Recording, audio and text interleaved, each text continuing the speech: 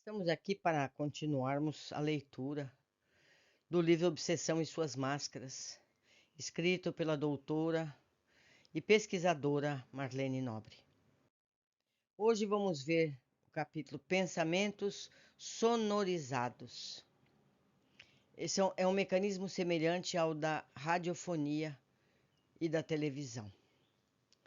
Chico Xavier descreveu uma outra modalidade de obsessão que vem acompanhada de uma espécie de crise alucinante de labirintite, com todo o desconforto que o barulho característico causa.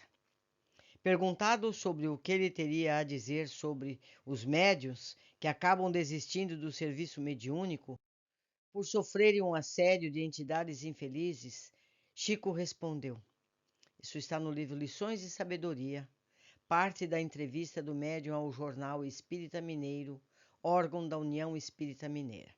Disse ali: Curiosa é esta pergunta, porque também passamos por essa experiência.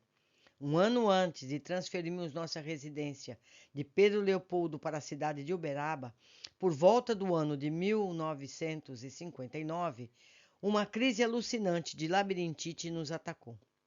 O desconforto que a doença causava, com aquele barulho característico dentro do próprio crânio, nos alterou o estado emocional. Quase não conseguimos a necessária concentração para a tarefa da psicografia nas reuniões públicas do Centro Espírita Luiz Gonzaga. Estávamos intranquilos quando aquele tormento atingiu o seu ápice. Procuramos nosso médico oftalmologista à época, Dr. Hilton Rocha, de Belo Horizonte, e dissemos a ele: Doutor Hilton Rocha, eu já não aguento mais essa labirintite que me atazana. Esse barulho incessante me tonteia e já não posso atender às minhas obrigações de psicografia com a tranquilidade desejável. De modo que o senhor tem a minha autorização. Caso essa labirintite seja causada pela minha enfermidade dos olhos, para remover os meus globos oculares. O senhor pode arrancar os meus olhos, porque eu preciso continuar trabalhando. O Dr. Hilton Rocha nos tranquilizou, dizendo que de forma alguma a labirintite era devida às nossas enfermidades oculares. Recomendou-nos paciência e disse-nos que tudo iria passar. De fato, quando nos instalamos em definitivo aqui em Uberaba, a crise de labirintite passou. Recentemente, no entanto, a questão voltou, mais ou menos há alguns 2 anos, com grande intensidade. Desta vez, não só ouvimos o barulho característico da labirintite, como também registramos a voz nítida dos espíritos inimigos da causa espírita cristã, perturbando-nos a tranquilidade interior. Essa presença de espíritos infelizes, desde então, tem sido uma constante.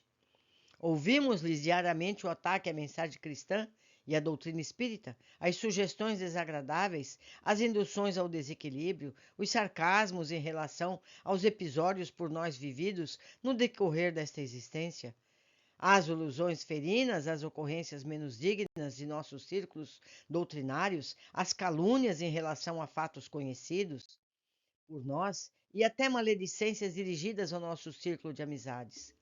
Tudo isso de forma tal que nos sentimos tolhidos na liberdade de pensar. Nossos amigos espirituais classificam esse tipo de atuação como sendo pensamentos sonorizados dos obsessores em nós mesmos.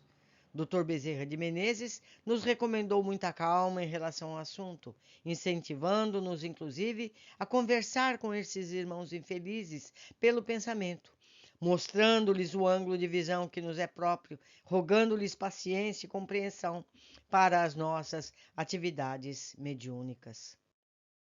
Mesmo assim, apesar de estarmos tentando dialogar com esses espíritos, somente em 80% dos casos eles consistem no sinistro propósito de nos retardar as tarefas. Assim, ainda 20 deles continuam renitentes em seu desiderato infeliz. Outro dia mesmo, recorremos ao nosso mentor Emmanuel e ele nos pediu mais paciência. Segundo a afirmativa dele, isso ainda duraria por algum tempo e em breve tudo voltaria ao normal. Fica aí o registro. Já observamos 2 casos de labirintite, cuja origem era espiritual. Não temos estatísticas para levantar no assunto convenientemente.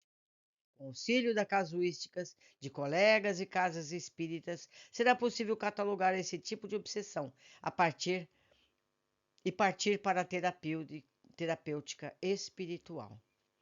Curtinho o capítulo, né, amigos? Mas bem objetivo. Aguardo vocês no próximo. Um abraço.